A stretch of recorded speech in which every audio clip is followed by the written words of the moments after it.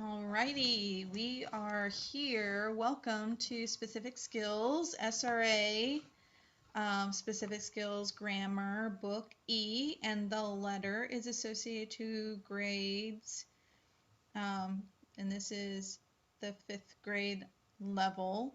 That does not mean that you need to be a 5th grader to learn these skills. You may have an advanced student. You maybe have a 3rd or a 4th grader that's just excelling really well in their English and they need to be challenged. And this is an opportunity. Or you have a kid in a higher grade level that has been overwhelmed with the current learning structure and has forgotten some of these basic skills and needs a refresher. And if you have a test prep student for ACT or SAT, to get them more familiar with the terminology again, or be able to properly identify the difference between a complete subject or a complex sentence versus a simple sentence, you're in the right place. All right. Disclaimer number 1, this is for educational purposes only. If you are planning on printing this out, I suggest using sheet protectors. That way you can use dry erase markers to mark your answers if you're following the multiple choice option. I always say that when you're using these books, though, you want to be writing things down.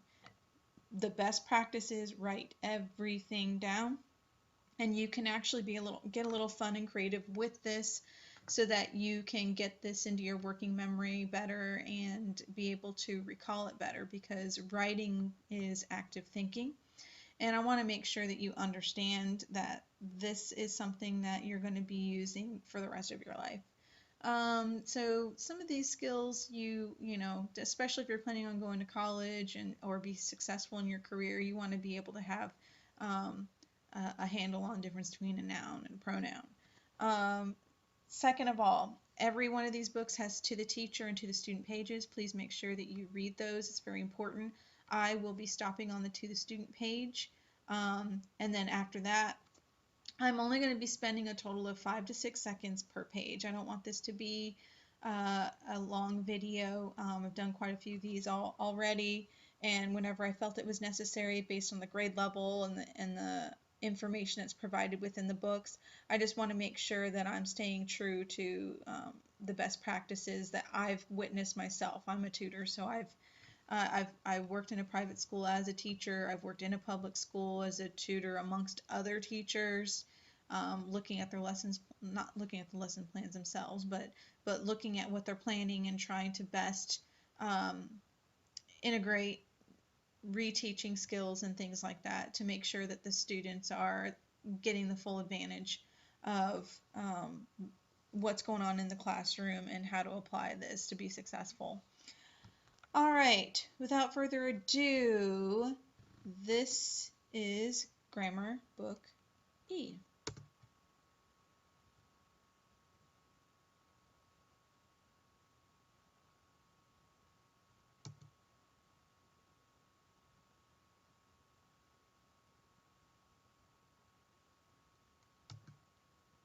And this is to the student page. At the beginning of every unit, there's going to be a box at the top that has the rules and an example of how to apply that rule, so it has the application of it. And then from there, it has the lessons is actually there. So you have your questions, and you're supposed to be referencing those notes to help you answer those questions. Now, the reason why they break things down in these little bite-sized pieces is because after you've done a few units, you're going to do an assessment. So based on what you've learned those up until that point from the units before that, you have to combine all that information and apply it all together for the language activity pages. As you can see here, it covers a lot of information. There's a total of 16 units for this particular book. And I want to make sure that I go through the units a little bit just to identify and make sure you know kind of the intensity behind it. The answer key is going to be provided at the very end of the video, so you'll be able to either print it out or pause the video itself or move all the way to the end of the video. However you want to structure your learning environment. I don't want to try and figure out your learning schedule or the schedule that you have, manage your time appropriately. That's all I want to say. So for your nouns, it's going to be 2 units are going to cover this. Your pronouns are going to be a little intensive. It's four units because the different types of pronouns are going to be covering possessive pronouns and things like that, subject and object pronouns. Verbs, adjectives, all the way down to 16 is just 1 unit apiece. And then here they're giving you an example. So the way that they're going to present the examples in the rules box that's at the beginning of the units I just spoke about, it's not going to be a sentence with all these different arrows pointing everywhere and being overwhelmed with a lot of information. They're just saying, hey, this is what we're going to be presenting, and when we talk about nouns, the only thing that's going to be highlighted or pointed out or bolded or italicized or have the word subject would have the word subject over it, since we know that that's the noun. Okay, so these things would not be here. The rest of the sentence would just be all by itself without these brackets and the labeling and the arrows pointing. Okay, now here they're referencing, okay, when we get this down packed, we're going to be advancing through this information and getting into subject, predicate, direct objects, and clauses and things like that. So they're giving you a way to identify, or not identify, but give you examples of how they're going to be presenting the information. So this is a good way to introduce everything that you're going to be learning in this particular book. But it does look overwhelming at first, but by all means, they're just trying to give a snapshot of everything that's going to be reviewed or gone over. If you're teaching this is the lesson itself. If you're reteaching it, it's reacquainting or at least delving into the areas that you have your weaknesses. A lot of people don't have problems with identifying nouns, but hey, maybe you have a problem with some possessive pronouns. And of course, at the end of this page is what you would see in any classroom. A teacher is required to put the learning goal or learning objective up there. So they need to have what that is. And at the end of this book, this is what you're expected to have mastered or learned in this particular book. Answer keys at the end, so please make sure that you take the time to either print that out or whatever you want to do. You can be creative and make a little book with this. I've seen, some kids use this for referencing later on, because at the beginning of every school year, you think that you can remember everything, but it's nice to have something like this handy to reacquaint yourself with. So you can use some construction paper, some markers, chalk markers, be as creative as you want, hole punchers to make, get some ribbon or whatever and tie the through the hole punches and make a little book. It's up to you how you want to do this, but it's definitely a resource that you're going to be able to access from here on out. But it's only 5 to 6 seconds per page, so you can pause at those particular moments and do the problems on the page, take the notes, and do whatever you need to do. If you're using actual printed pages, I suggest using sheet protectors, because your sheet protectors can be used dry erase marker on, and you can use a Lysol wipe or Windex to clean off answers. Or if you're teaching and you want to use that as a tool to kind of go through the first couple questions and show, or as I would call it in tutoring and teaching, you're modeling how to identify or work the rule itself. Ooh, my tummy's growling. So please make sure that you utilize, I'm trying to give ideas now just because I'm not going to take the time to do this later, so as I think of them, I'm going to say them. So if you have sheet protectors, it's easy to reuse that. It's a teaching tool, but also your student can use it to put the answers down on. But as I said before, to take this to the next level, not even next level, just to teach this appropriately in the way that it's meant to be, everything should be written out by hand. As I said before, it helps. It's active thinking. You're working, it's your working memory, and you need to get your working memory trained to hold things in your long-term memory. So this is how you do it. And without further ado, I'm going to continue on.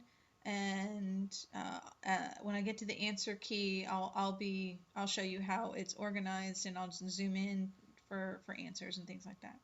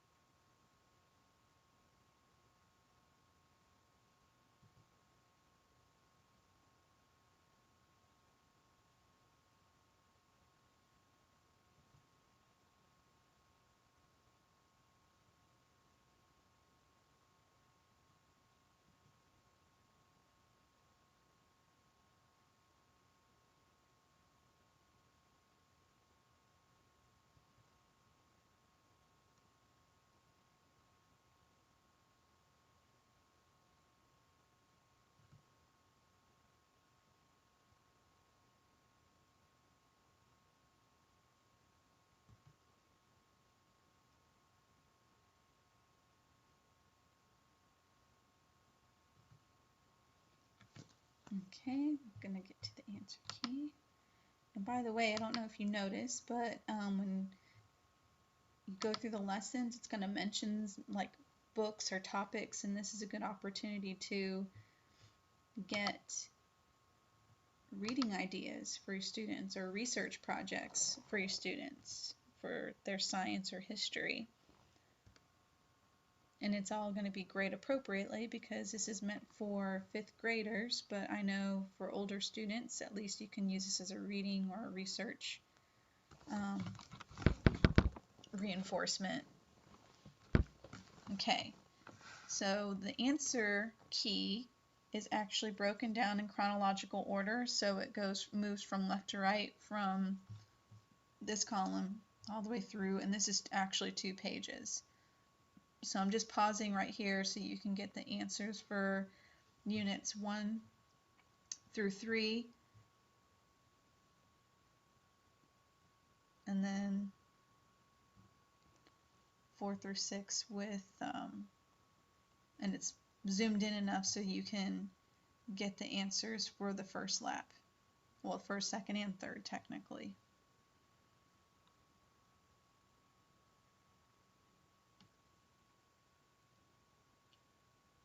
Now scroll up so you can get the answers for the rest of the first lap through Unit 9.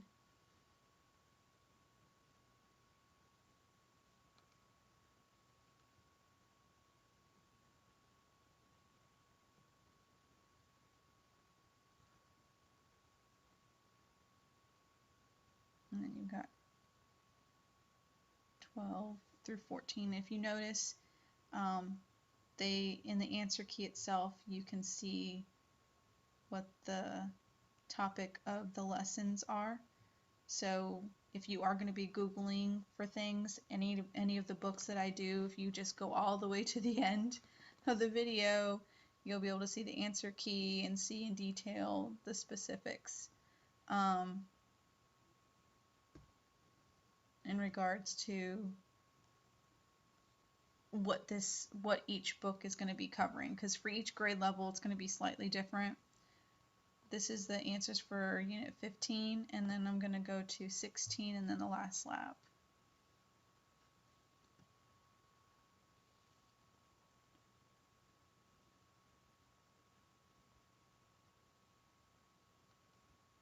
Alright, you can go to KC Kite on YouTube to view all these videos and all the different books that are there. Feel free. I'm just trying to help out where I can.